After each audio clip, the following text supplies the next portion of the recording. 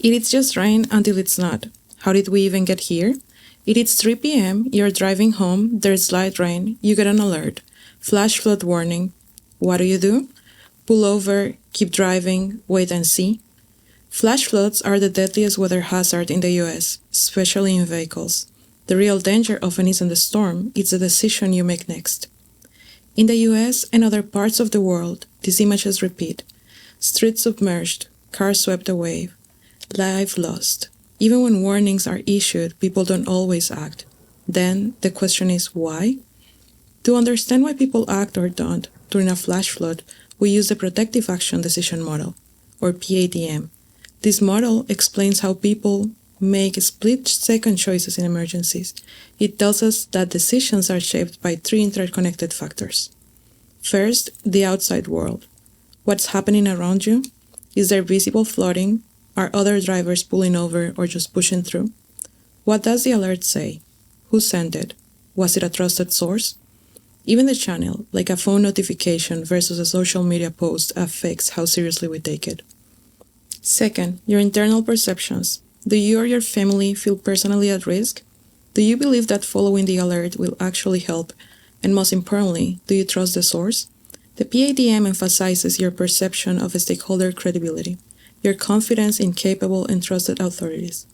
These stakeholders include the County Emergency Management Office, local emergency responders, and broader institutions like news, media, local, state, and federal governments. Third, your personal context. Who you are matters. Your age, education, past experiences, even the vehicle you drive. In this study, we apply the Protective Action Decision Model by designing a discrete choice experiment that placed participants in realistic flash flood scenarios. A total of 367 individuals from 13 U.S. states prone to flash floods were surveyed. Each participant was presented with a series of hypothetical emergency situations where key elements, such as the wording of the alert, the visibility of the flooding, and the source of the warning, were varied. For each scenario, participants were asked to choose if they would ignore the warning or pull over. In addition to their choices, we measured key perceptions related to threat, protective action, and stakeholders. These dimensions, combined with the scenario-specific use, were analyzed using a hybrid discrete choice model, grounded in random utility theory, to assess how both internal perceptions and external signals influence decision-making during flash floods. Take this example. 3 drivers receive the same flash flood alert. One sees a vague message and hesitates. They keep going. Another sees clear instructions from a trusted local agency. They pull over. The third watches others ignore the warning and follows them. Same alert, same conditions, but 3 very different decisions. That's how the PADM works, and that's how we use it to uncover what drives protective action. When we understand what shapes people's perceptions and choices, we can design clearer alerts, plan smarter emergency responses, and build more resilient communities, one decision at a time. From our model, we uncover patterns that reveal how people interpret and respond to warnings.